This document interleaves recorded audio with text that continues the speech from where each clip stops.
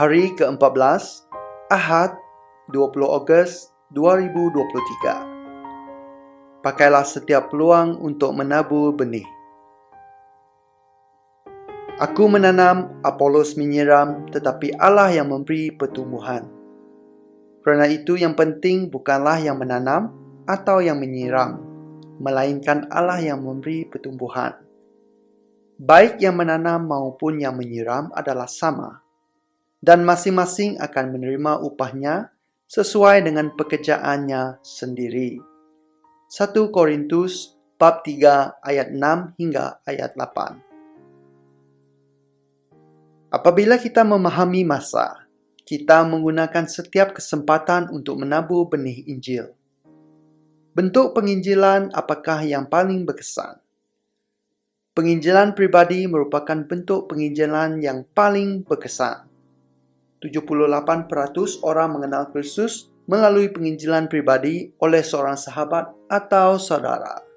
Kita adalah orang yang terbaik yang ditempatkan oleh Tuhan untuk mempengaruhi orang lain untuk Kristus kerana kita tahu budaya, pandangan dunia, gaya hidup, dan pergumulan dalam hidup mereka. Di 1 Korintus bab 3 ayat 6 hingga ayat 8, Paulus menggunakan ilustrasi tentang menabur benih dan menyiram tanaman dalam pertumbuhan kerajaan Tuhan. Paulus berkata di 1 Korintus bab 3 ayat 6 hingga 7, Aku menanam, Apolos menyiram, tetapi Allah yang memberi pertumbuhan. Kerana itu yang penting bukanlah yang menanam atau yang menyiram, melainkan Allah yang memberi pertumbuhan. Orang yang menanam dan menyiram memainkan peranan yang berbeza, tetapi pada akhirnya, Tuhanlah yang menjadikan sesuatu bertumbuh. Marilah kita lebih tekun dalam menabur dan menyiram Injil bermula dari tempat kita berada. Di sekolah kita, di tempat kerja, atau di tempat tinggal kita. Jangan pernah meremehkan nilai satu orang yang dibawa kepada Kristus.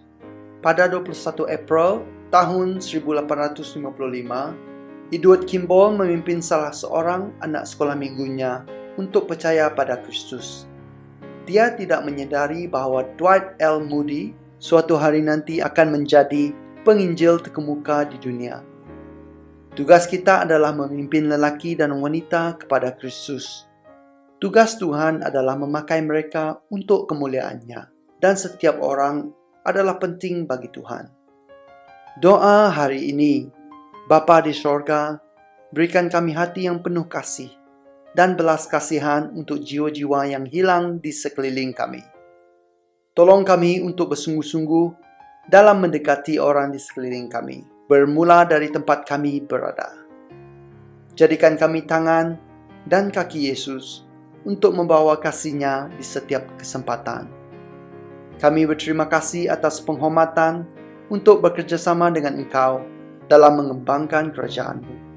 Kami memohon ini dalam nama Yesus. Amin. Berdoalah untuk Seminari Alkitab di Malaysia agar mereka mempunyai ahli fakulti yang mencukupi dengan perpaduan seimbang pensyarah tempatan dan asing yang berpengalaman dan Alkitabiah. Berdoalah juga agar mereka dapat melaksanakan teknologi canggih dan program latihan untuk memudahkan pertumbuhan pengajian teologi, serta melahirkan pemimpin dan pastor gereja kontemporari dan berwawasan dengan pemikiran dan perspektif kerajaan. Bajet yang diperuntukkan untuk Kementerian Kesihatan menduduki tempat kedua dalam Belanjawan Negara 2022. Perbelanjaan penjagaan kesihatan dijangka meningkat 2 kali ganda pada 2028. Berdoalah agar kementerian mewujudkan lebih banyak program kesedaran kesihatan dan menggalakkan gaya hidup sehat di kalangan rakyat. Berdoalah juga agar kementerian mencari penyelesaian untuk menjadikan peralatan perubatan mewah boleh diakses oleh mereka yang memerlukannya, dan tenaga kerja perubatan yang mencukupi dan terlatih tinggi akan diambil.